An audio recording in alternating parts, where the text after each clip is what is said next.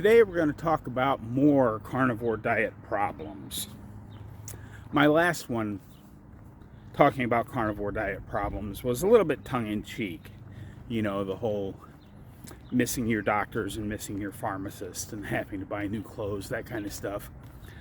But today is just a little bit more serious. Not a lot more serious, but a little bit more serious.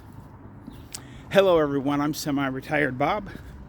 I talk about the carnivore diet, all things related to the carnivore diet, and miscellaneous odds and ends. If you're new to the channel, welcome. I'm glad you're here. Oh, got a great big smudge on the camera. Hang on a second.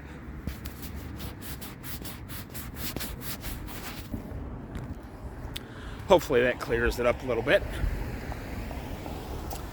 But if you're new to the channel, welcome. I'm glad you're here. What you're watching is you're watching me walk. I know that doesn't seem really exciting, but if you consider the fact, a little over 3 years ago I couldn't do this.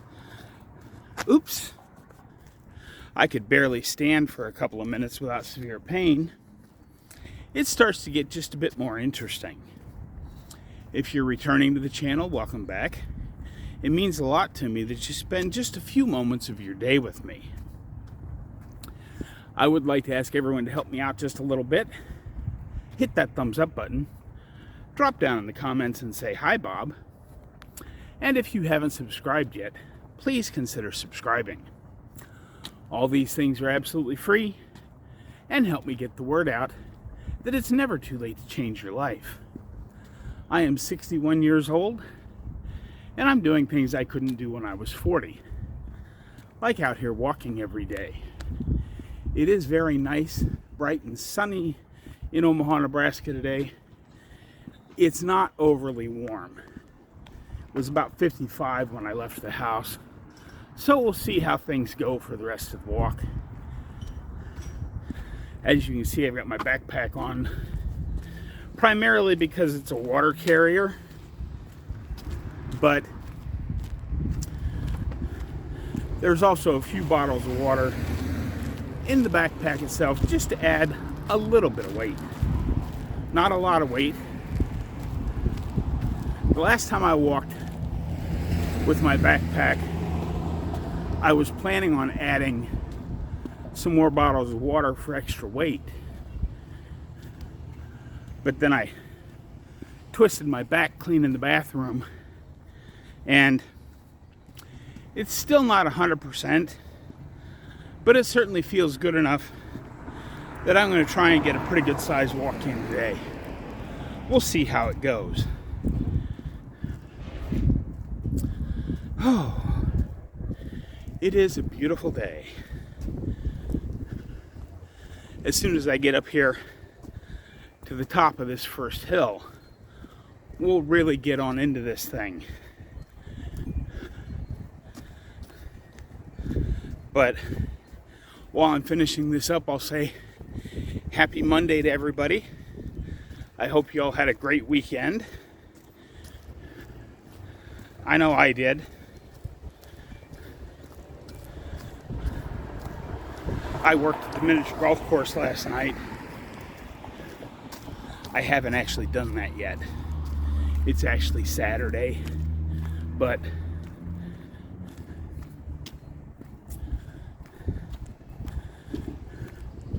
the weather looks like it's going to cooperate. And by the time you see this video, I will have worked my first shift at the miniature golf course and gotten home about 5:30 to do a live stream at 6, which I'm hoping the live stream went off last night at 6 o'clock with no problems. Only time will tell. Now I'm up at the top of that first hill, and it gets a little easier for a while. You guys have seen this long downhill coming from the other direction. Oh.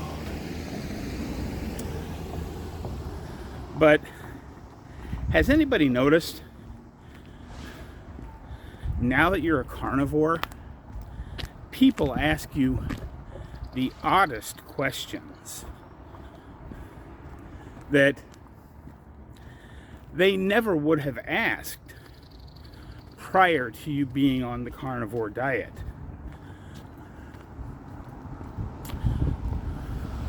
When you were eating whatever it was you were eating before the carnivore diet, whether it's, standard Western diet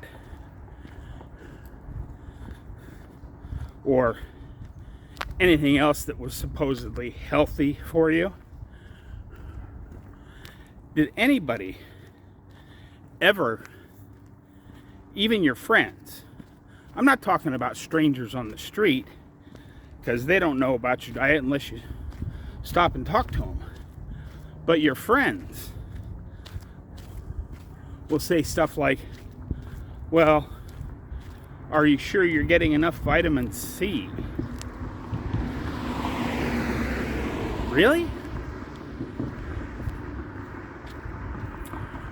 Why are you curious about that? You never asked me that for the 40 years prior to starting this way of eating. I could be sitting there with a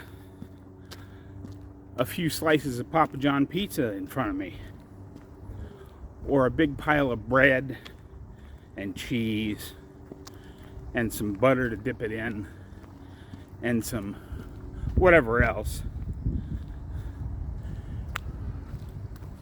You didn't question that. But just so that you know, I do answer their question. I say, yeah, meat has vitamin C in it. Not very much, but it has some. And it turns out that it's plenty if you're not overloading your system with sugar. Because vitamin C is taken up into the cells via the GLUT4 transporter, which is the same transporter that lets glucose into your cells. As Professor K describes it, two fat guys, one obviously bigger than the other, fighting to get through a revolving door. The bigger of the two is usually going to push the smaller of the two out of the way and make it through, which is why the daily requirements for vitamin C are so high.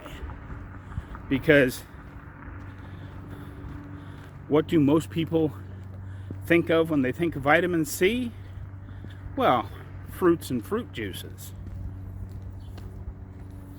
And those are loaded with sugar. So you need a lot of vitamin C to get any into your system.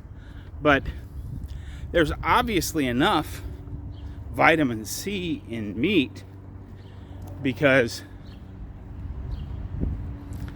I don't have scurvy. And I've been eating the carnivore diet for almost 3 years. And scurvy takes 6 to 8 weeks to develop. My friend Rick down in Miami, Charger Mopar, he's been doing this going on 42 years. You would think that if there wasn't enough vitamin C in meat, surely he would have scurvy by now. The next odd question. Prior to starting the carnivore diet, did anyone in your circle of friends and family ever ask you, well, are you sure you're getting enough fiber?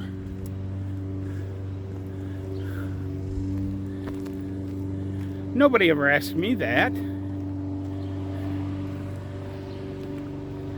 And for the record, the exact amount of fiber we need in our diet is none.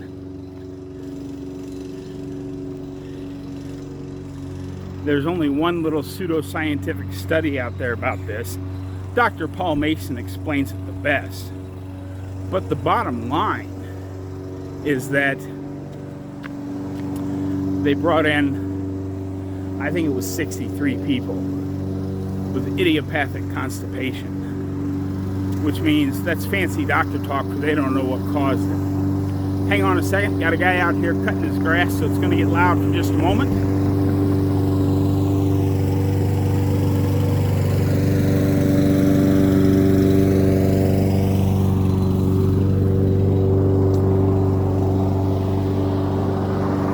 Okay, so idiopathic constipation, they don't know what caused it. But the bottom line is, as we'd expect, the group that had more fiber, their symptoms got worse. The group that had less, their symptoms got better. The really interesting part of that study is that the group of people that went on a zero fiber diet saw the remission of all of their symptoms.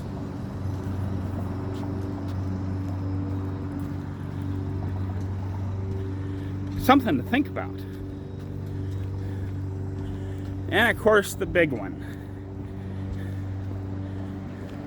that I just find funny.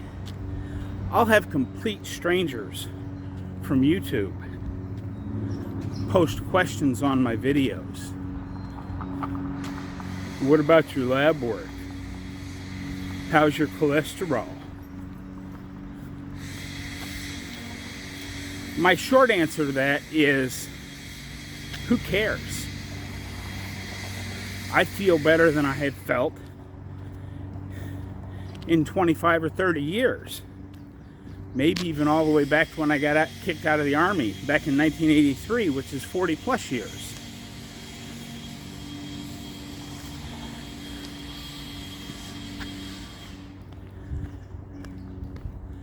Did your family ever ask you about your lab work or your cholesterol back when you were eating a standard American diet, standard Western diet? Mine sure didn't. But now that I'm eating a carnivore diet, apparently I'm going to die. Not really, but that seems to be their thinking on it. Prior to starting the carnivore diet, I was going to die. I was just a whisper away from it. But now, like I said, I feel better than I've felt in decades.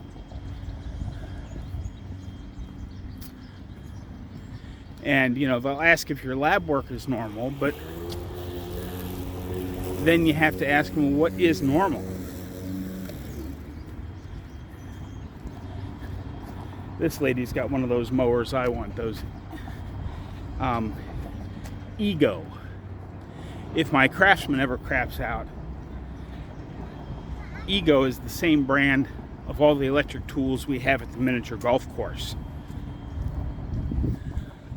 So it would be nice to have one that the batteries interchange on. But I'm certainly not just going to rush right out and buy one.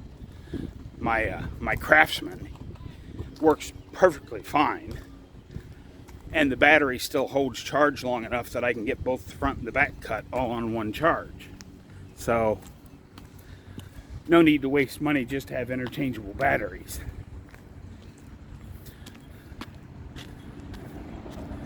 But you would think, you know, when it comes to normal labs, that,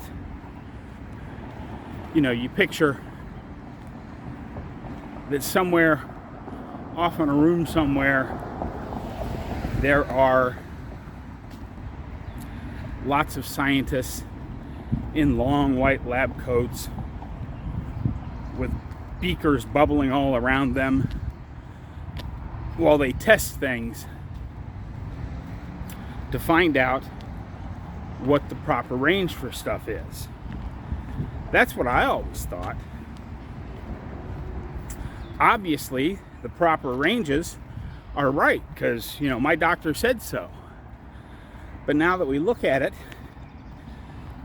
and have investigated it, we realize that the way they arrive at these normal lab results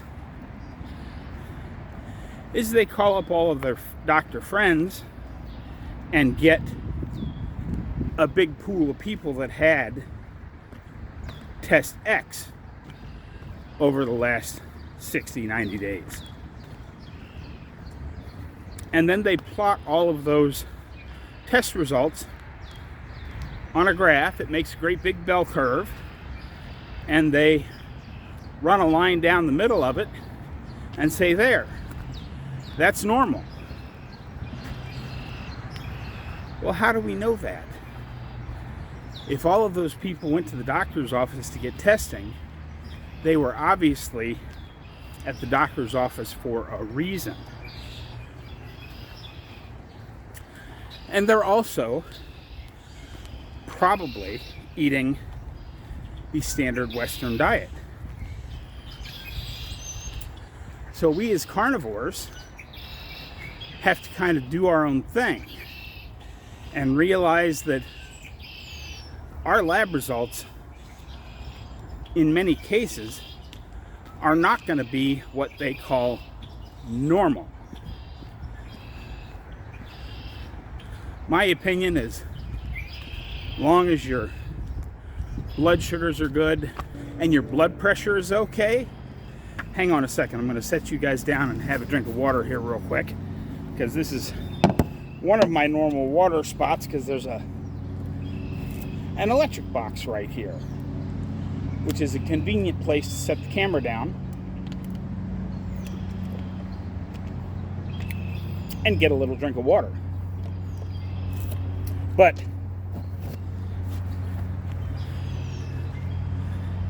you know, high blood pressure is a problem. High blood sugar is a problem. But other than that, we don't really know what those lab results are supposed to be. And how is it that complete strangers on the internet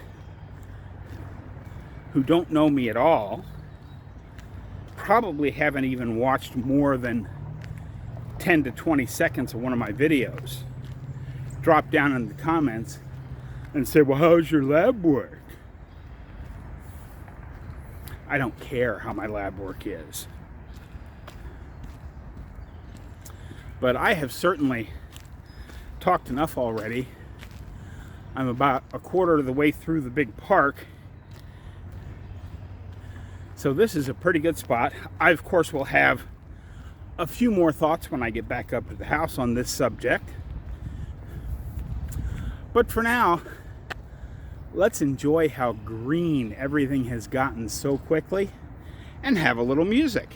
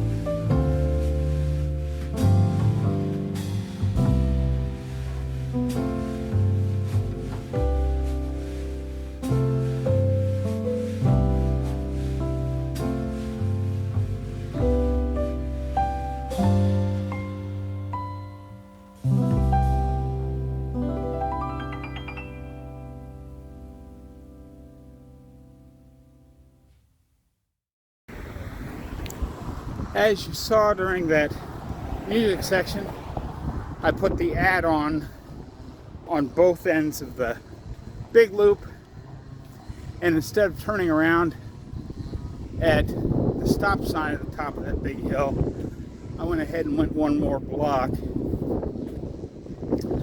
last time I did just one of the add-ons, and that came out to 3.8 miles. So this should be 4.1 or 4.2 miles. I don't know exactly what. But down towards the end of the video, I'll put the total mileage for today up.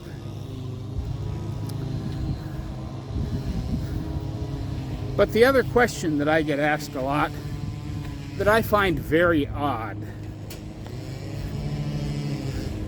that I'm including in this problems with the carnivore diet video. A friend of mine asked me, how do you find the time to do all the walking you do, Bob? And he has a point, because when I'm walking this far, by the time I get done walking and filming and editing and doing all of that, I've got a good 2.5, 3 hours invested in this every day. Some of the things I don't say to him that I would love to is, well, why don't you find time to do a little bit of exercising? You know, you have time to binge watch 2 or 3 hours of Netflix every night, but you don't have time to go out and take a half-hour walk? Or you and your wife have time to go out to eat 2 or 3 nights a week, where you sit down at a restaurant and spend an hour and a half getting your dinner instead of cooking something quick at home and then going for a 30-minute walk.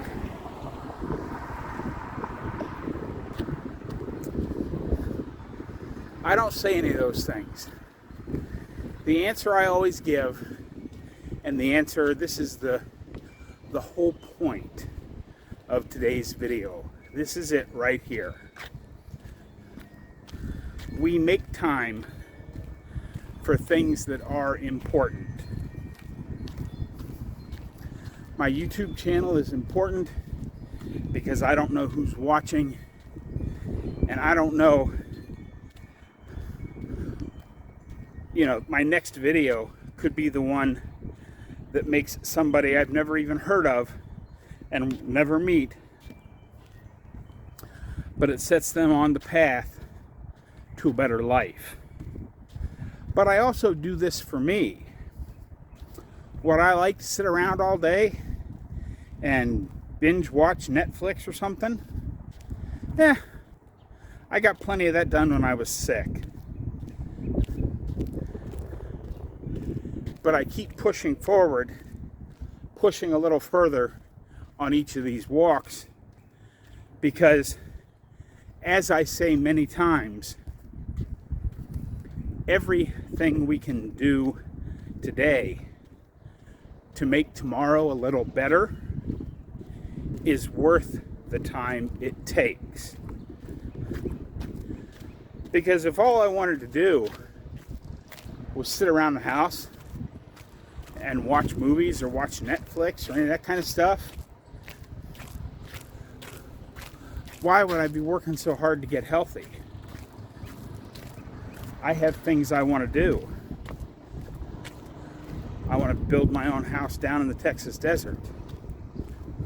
I want to grow my YouTube channel. I want to inspire you guys to do the same.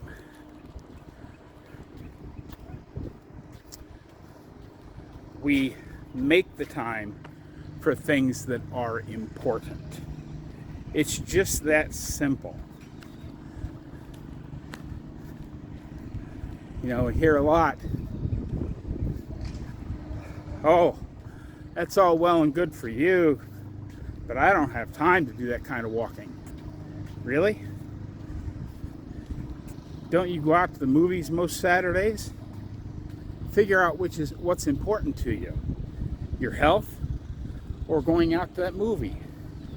Just start by cutting out that movie and going for one walk instead of going to that movie. I talk about this a lot, getting 1% better. You know, I don't expect somebody that hasn't been off the couch in a couple of years to get up and start walking as far as I've been doing and pushing as hard as I've been pushing. But if you get just a little bit more each day, by the time you get to the end of it, look at the gains you've made. Just try it. Regardless of where you're at now on your journey, try adding just a little bit from now till the end of May. And then check back with me and see where you're at. See what kind of gains you got out of just doing a little bit from now till the end of May. But those are the carnivore problems I wanted to talk about. I find it amazing. Back when I was eating a standard Western diet, nobody said anything. But now that I'm eating steak, I'm not actually eating steak. I'm eating ground beef, salt, water, occasional eggs. Apparently, I'm going to die. But anyway, I hope you enjoyed this not so quick little video, because it takes a long time to walk that far.